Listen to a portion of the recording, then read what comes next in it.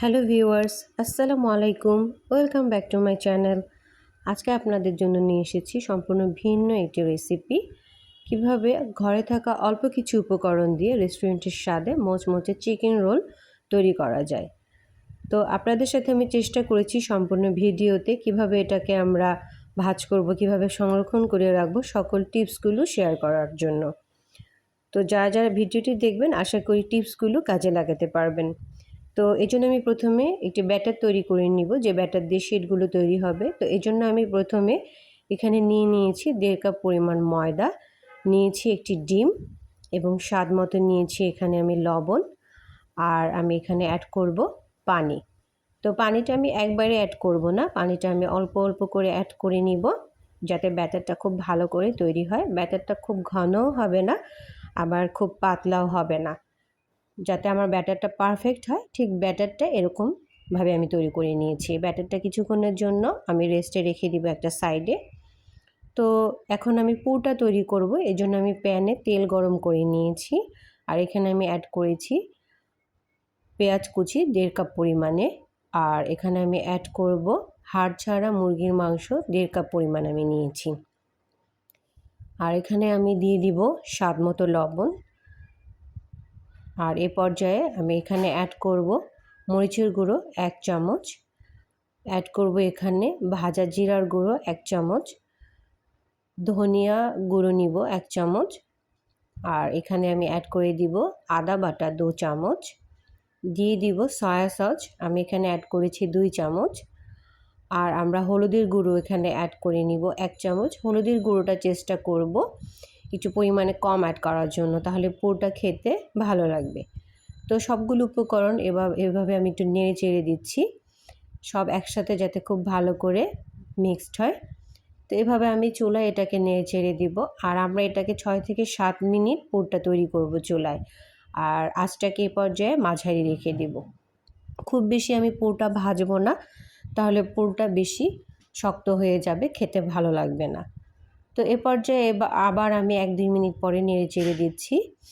নেড়ে চেড়ে দেওয়ার পরে পুরটা খুব ভালো করে অ্যাড হবে, এবং এ পর্যায়ে আমি ঢাকনা দিয়ে এটাকে ঢেকে রাখবো।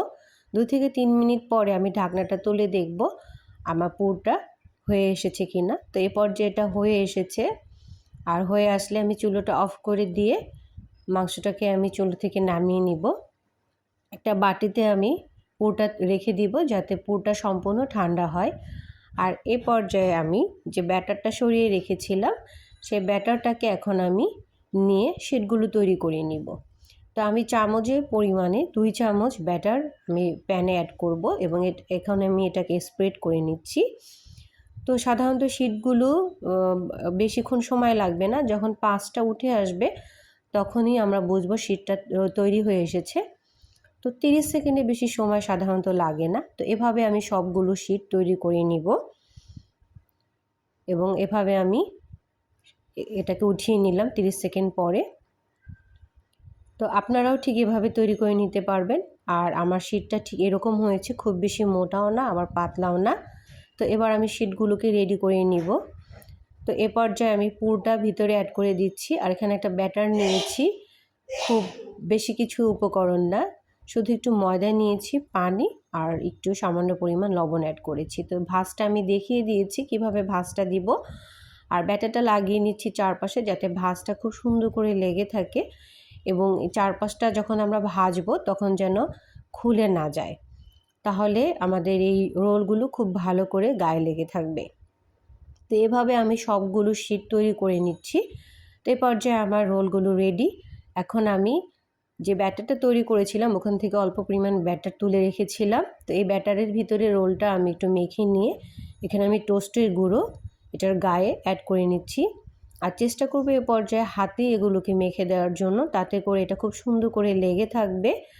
আর এভাবে আমরা যখন তৈরি করে নিই তখন আমরা এগুলোকে এভাবে, যদি এখন আমরা এই পর্যায়ে না ভাজি, যদি আমরা সংরক্ষণ করতে চাই, তাহলে আমরা একটা জিগজ্যাগ ব্যাগে এগুলোকে সংরক্ষণ করে রাখতে পারি, এবং ফ্রিজের ডিপে এটাকে আমরা 1 মাসের জন্য সংরক্ষণ করে রাখতে পারি। সেক্ষেত্রে এটা আমরা যখন খাবো তখন খাওয়ার আগে একটু নামিয়ে ভেজে নিলেই হবে।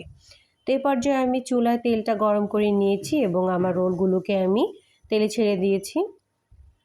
তো তো আমরা এই পর্যায়ে চুলার আঁচটা মাঝারি রাখবো, তাতে করে ভিতরটা যতটা পারফেক্ট হবে উপরটাও ততটা পারফেক্টই হবে এবং খেতে বেশ টেস্টি হবে।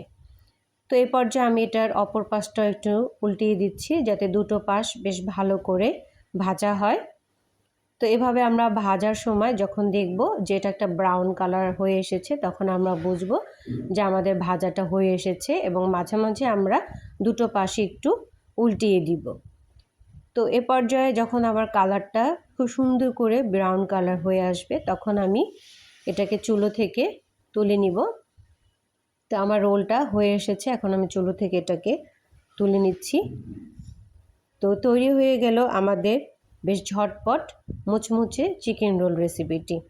তো যারা যারা আমার ভিডিওটি দেখছেন তাদেরকে অসংখ্য ধন্যবাদ। আমি এটাকে একটু কেটে দেখিয়ে দিব যে ভিতরটা কেমন হয়েছে। হ্যাঁ, ভিতরটা খুব সুন্দরভাবে তৈরি হয়েছে।